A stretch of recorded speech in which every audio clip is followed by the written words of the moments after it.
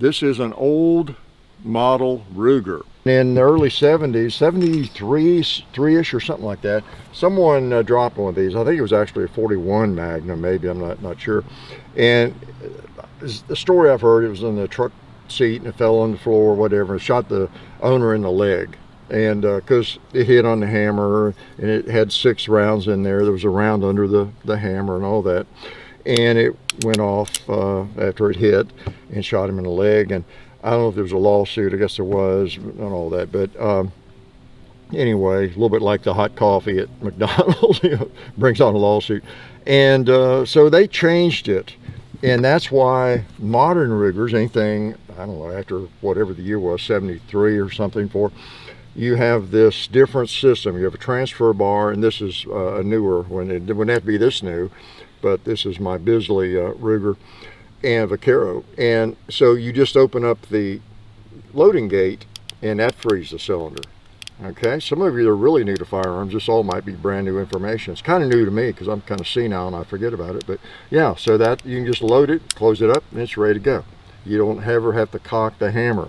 Whereas this one, that cylinder, you know, the loading gate has no impact on the cylinder turning. You've got to go to the half cock position, and then it frees it up. Okay, so this is the old action. This is the new action, and this is in all their revolvers, you know, after the early 70s. So that makes it safer, and it really does, of course. And you've got the transfer bar there that comes up, enables you to hit the hammer. If that transfer bar doesn't come up, then this hammer will not engage the firing pin enough to, you know, to get to the primer and all that kind of thing. So it's a safety device. You could have 6 rounds in this, one under the hammer, and then hit that with a hammer. You've seen our videos on that, load 5 instead of 6 and all that kind of thing. And this one is safe to load 6 in. Many of us still just load 5 out of habit, just to be safe, because we have both types, right? So that's the deal. And you know, so wow, should this be illegal? Should it require kind of some special stamp like a machine gun in order to buy one of these old action Rugers? Well, let me tell you, as long as you know what you have and you're careful, you should still be okay, right? Guess what this action is exactly like? Drum roll, drum roll. It's exactly like every Colt single action that has been made since 1873 and still being made. This one is what, 2016. If you go find one, harder to find, made last week. They're making them in the factory right now, I hope. They're made the same way. You have to cock the hammer to half cock to get it to turn. Same with loading or unloading, okay? Then all the way back.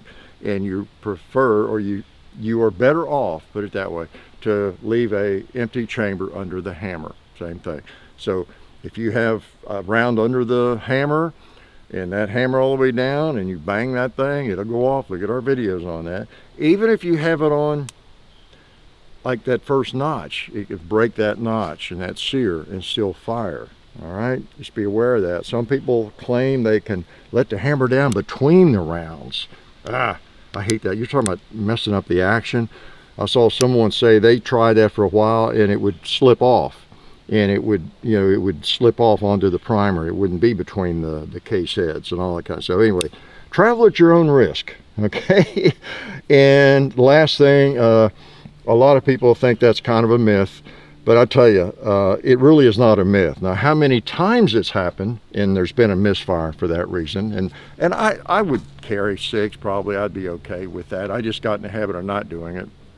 But there are stories, as I understand, writers have said, you know, as early as 1880s, where, you know, of people doing that and getting shot in the leg and everything, loading 6. I mean, it's a real thing, just a matter of how often.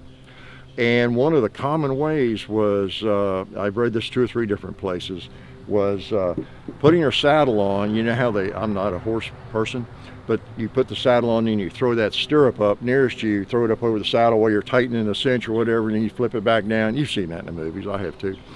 Well, that slips down sometimes before you're ready for it to come down, and it would hit the hammer of a firearm. That has happened several times, and, you know, fired the gun. So things like that, it's possible. Okay, on the range, probably not going to happen, right? But anyway, that's why you load 5. So the answer to the question, how dangerous is this? As I said, it's exactly as dangerous or safe as every Colt single action that's ever been made, as well as all of the clones, the Ubertis and all the ones coming out of Italy, most of them, okay? So just because someone clutches their pearls because you've got an old action Ruger, don't despair. It's just like having a Colt single action, okay?